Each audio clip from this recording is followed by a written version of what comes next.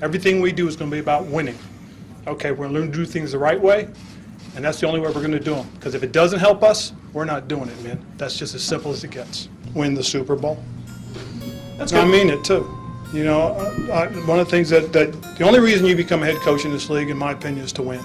That's it. That's the bottom line. If you do it for any other reason, you're wrong.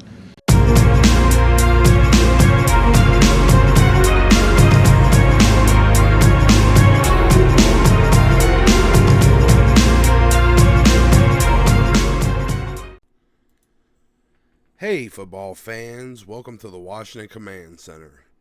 Today, with week 1 in the books and us having a better idea of what we have on the field, we're going to take a look to Detroit and how we can continue our winning ways in this new era of Washington football. An era where this proud franchise can once again command respect. What better way to kick off this new era than subscribing here to the first, the real, the OG Washington Command Center, so you can find your way back to some of the most opinionated and ice-cold calculated takes on all things Washington Commanders. And while you're at it, ring that bell, hit that like button. It's free to do, and it means a lot. Okay, so week 1 in the books, getting that big dub in a game that could have been even more dominant if we could have executed better.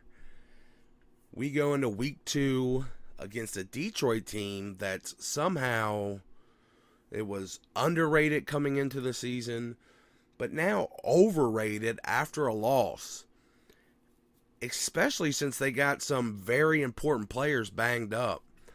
I really think the fact that they are favored over us is a massive testament to how incredibly overrated Philly is, especially that defense. Detroit is basically giving us 2 points because they put up 33 points against Philly's defense. A defense that was billed as some god squad after adding James Bradbury, a guy who performed roughly the same as William Jackson III last year. Not as good as Kendall Fuller or Darius Slay, his new teammate. And they got some young replacements for the guys that are, aging out.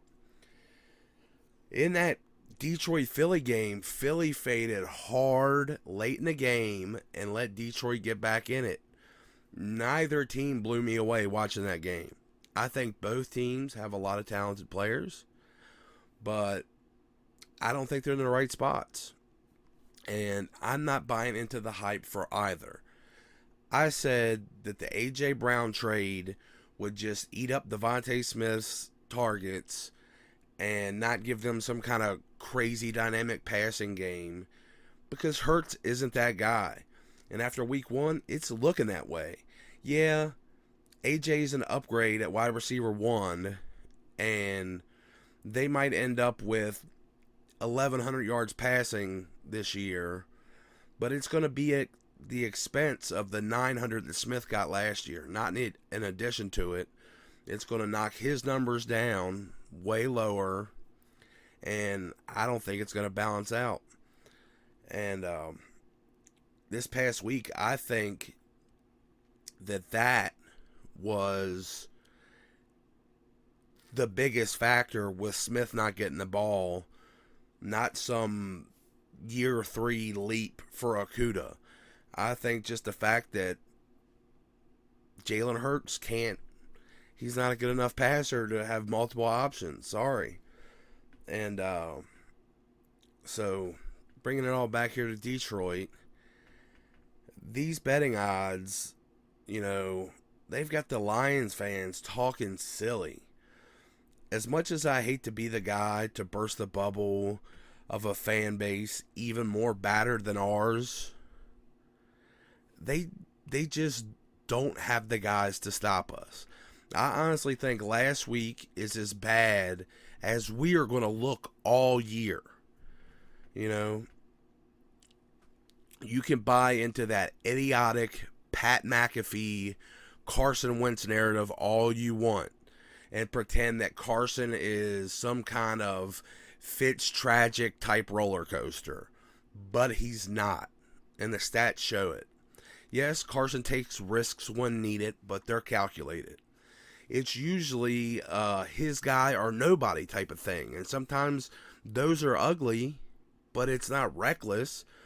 He had 4 bad passes out of 40 in like week 1. And a couple were overthrows, and there was one bad interception that was entirely a timing and chemistry thing. Everyone knows that second interception was just a freak play and not at all Carson's fault. And it was against any other D lineman in an NFL. You know, that beats the sack and it gets to Gibby for some yards, or it hits the ground close enough to Gibby that there's no penalty. Their play, Washington's play in week 1, has me supremely confident after seeing how all the pieces finally come together that we're going to ball out. Carson played that game without taking a single offseason rep with Chase Roullier, his starting center. A position that a quarterback definitely needs chemistry with. He had no reps with him. He had no reps with Logan Thomas, his tight end 1, who, you know, they still came up with some clutch plays together. Anyone who knows Carson knows how important the tight end is and, you know, how important the chemistry there is. He had no reps with Trey Turner, the starting right guard. Chemistry among the offensive line in general is massively important. So they had several offensive line players coming in for the first time. Well, a couple, at least those 2. Then Gibby had been taking second team reps for the last month. John Bates had limited reps since preseason started. Curtis Samuel, Carson's wide receiver 2, you know, had been greatly limited in practice just to keep him healthy. Terry held out most of the offseason. Even with all those important pieces finally being thrown together for the first time during a live game, we still scored 4 touchdowns and moved the ball at will most of the time against a better defense than Detroit's, in my opinion, in Jacksonville. And we ended up coming from behind after 3 very unfortunate turnovers. We shouldn't have had to. We should have just, you know, kicked the crap out of them, but some things happen. So with all of our pieces now together, building that chemistry, it's only going to get better starting this week. I really thought Detroit's defense would come together a lot better, but it's got a couple key injuries, and I just don't see them stopping us. Our offensive line was giving Wentz 3+ seconds to get rid of the ball in week 1. 3 seconds. That's crazy in the NFL. It was a league-leading high. Nobody else was doing that kind of protection. So that's plenty of time for our pass catchers to scorch the likes of Okudah or Awarie. And it's awesome that we got all these matchups of former college teammate versus each other, like Terry and Curtis against Okudah, Jahan versus Amani Awarie, and I really don't see that going well for them. They gave up a ton of yards on the ground versus Philly. You know, no doubt that's Philly's forte, but I think we'll find that we're able to get some considerable gains there too. You know, Malcolm Rodriguez, big talk about him in the offseason. He made a lot of plays, but he also missed 4 tackles in that game. That's 4 tackles against AG. That's, you miss a tackle against him, it's off to the races. And AG has that shiftiness and that power that if he misses, yeah, like I said, it's over. We also saw that, you know, Curtis Samuel could, you know, what he could do to ankles in the middle of the defense. So he gets out there against that linebacker who's already missing tackles, then it could get really embarrassing really quick. Offensively, for them, they got some passing weapons with a strong backfield. But I think it's getting a little overhyped because of Philly's defense being overrated. Again, yes, the Lions have a potential top 5 offensive line. I believe that. But a lot of Swift's production was from Philly's defense just looking dumb. Like, there were a lot of first level holes opened up by that offensive line. And then Philly's defense just wasn't there at the second level. There was nothing there to stop them. Like, we have linebacker problems, but Philly easily looked as bad or worse. And Jamin is really stepping up in run defense. So, he graded really well in run defense this week. He got embarrassed in coverage a couple times, but they were complete mismatches. And even without Jamin, I think that our corners and our safeties are really good at limiting that kind of damage coming up. And, if somebody makes it past the linebacker level, stopping it. Now, that's with like a good Lions offensive line on the field. They are really battered coming into this game, though. And I think that takes a lot of bite out of the run game. Most importantly, though, the way Sweat, Allen, and Payne are playing, they are going to have problems getting the passing game going at all. With the state of that the interior offensive line, most of all, Ragnow and Jackson both being banged up. They already got a backup in at the other guard spot. And their left tackle, Decker's banged up too. Their whole line's banged up. Panasa Wells the only one that's not hurt right now. So, as long as we stay away from, the right side of the line, we should have a free run. And I think we're going to get a lot more pressure than anyone is expecting. And, we had a good week 1 with that. And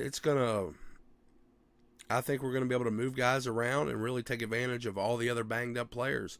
And the interior pressure is really, really going to mess up Jared Goff.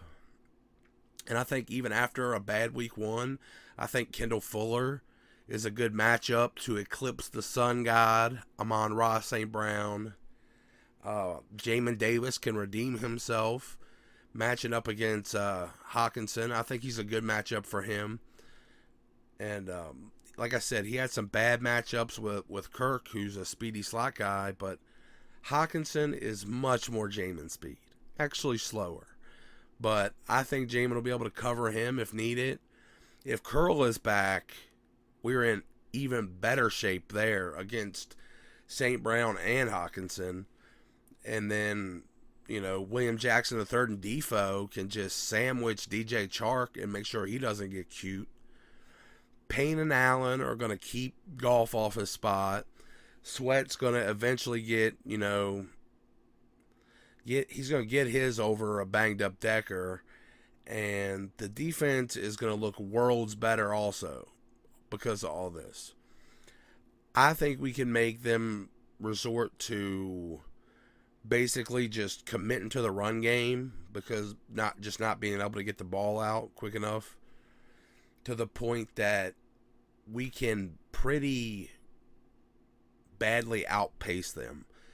Like, we're going to get to, they abandon the passing game because they can't do anything, and then we're going to outpace them to the point where they got to play catch up, and then they have to abandon the run altogether for the passing game that's just not going to work against us.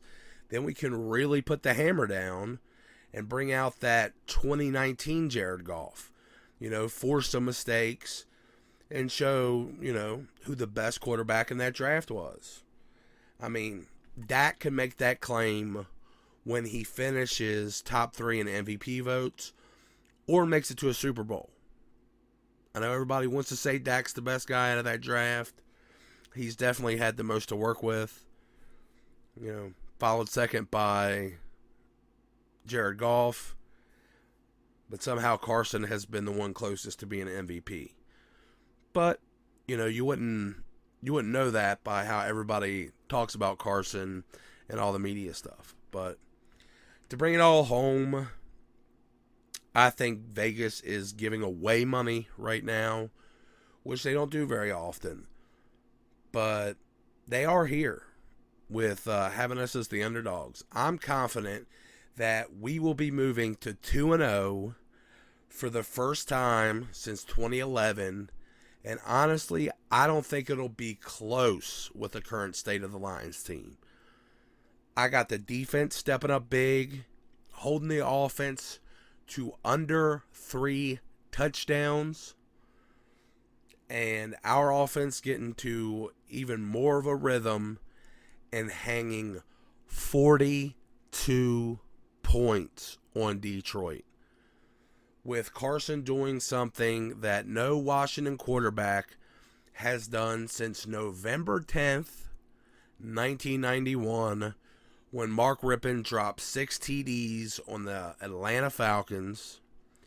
Now, Carson won't drop 6 TDs this week, but that was also the last time that a Washington quarterback had at least 5 touchdown passes in a game, like I think Carson will do in Detroit. By the middle of the third quarter, Washington will be so firmly in control that supposedly sellout Detroit crowd will be quiet as a mouse and on their way to getting an early start on that ride home. If you did the quick maths, you'd know Carson he's not the only one having fun in my prediction. I think Gibby is going to get a rushing and receiving touchdown this week. And will leave Detroit 2-0 after a 42-17 wake-up call for the league. The PFF guys and the TV talking heads will bring up the fact that it was, the Lions in general. They're going to reiterate all the injuries the Lions have, just like I did. And they'll do all they can to downplay the victory. But their antenna will be up. With a 2-0 start for the first time since 2011, we'll be one step closer to this proud franchise commanding the respect it deserves. And if you want to be here for that new era of respect, subscribe here to the Washington Command Center so you can find your way back to some of the most opinionated and ice-cold calculated takes on all things Washington Commanders. And if you listen this long, I love y'all. Peace.